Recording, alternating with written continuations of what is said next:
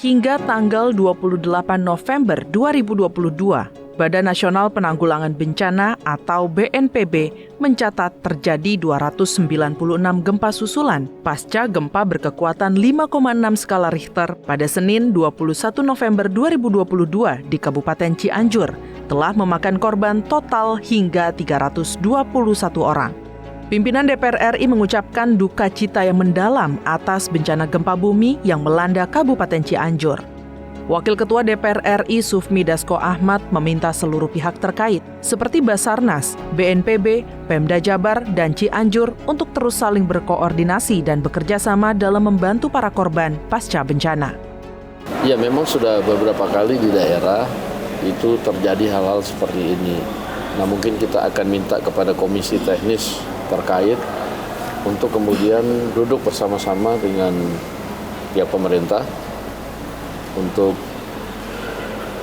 mungkin membuat pola mitigasi ataupun alat deteksi yang bisa memperingatkan lebih dini agar tidak terjadi hal-hal seperti ini terulang kembali.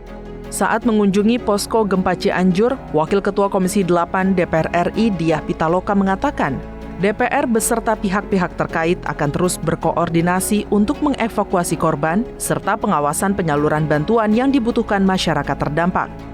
Diah Pitaloka menyampaikan saat ini penanganan bencana gempa difokuskan pada pencarian korban yang tertimbun longsor serta penyaluran bantuan logistik mulai dari makanan, obat-obatan, tenda darurat, serta tenaga kesehatan dan kebutuhan air bersih. Jadi yang kami cermati sekarang ya pertama suplai makanan, kedua juga sanitasi. Ada beberapa wilayah yang kekurangan air karena pipanya rusak.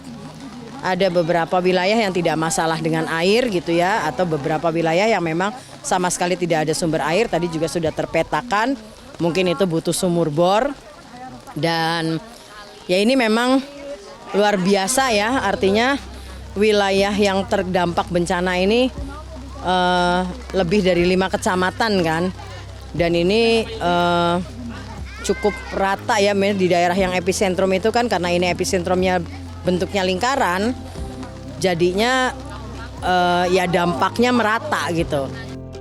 Ditemui secara terpisah, Wakil Ketua Komisi 8 DPR RI Aceh Hasan Syazili meminta BNPB serta Kementerian Sosial dan pihak terkait tetap fokus melakukan langkah-langkah penyelamatan, identifikasi korban, serta penyaluran kebutuhan logistik. Kami tentu nanti akan mencoba meminta kepada BNPB dan kepada BPBD serta Kementerian Sosial untuk mengidentifikasi ya berapa data yang fix dari korban maupun kerusakan, karena sebagaimana yang disampaikan oleh Presiden bahwa ini akan mempengaruhi terhadap berapa alokasi anggaran yang akan diberikan untuk memberikan bantuan terhadap rumah yang rusak berat, rusak sedang, dan rusak ringan.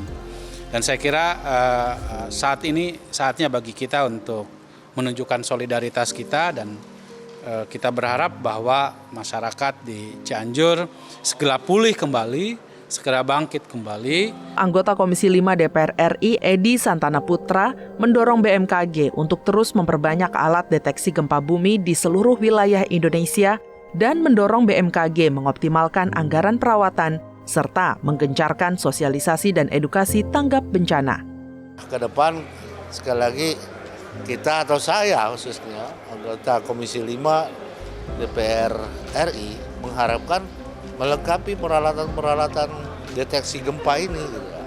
Tsunami sudah kita peringatkan terus nih.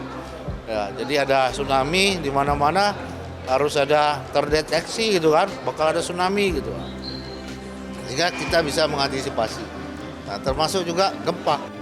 Selanjutnya, Komisi 8 DPR RI mendesak pemerintah memperkuat program mitigasi bencana melalui edukasi dan sosialisasi tanggap bencana untuk meminimalisir jatuhnya korban jiwa.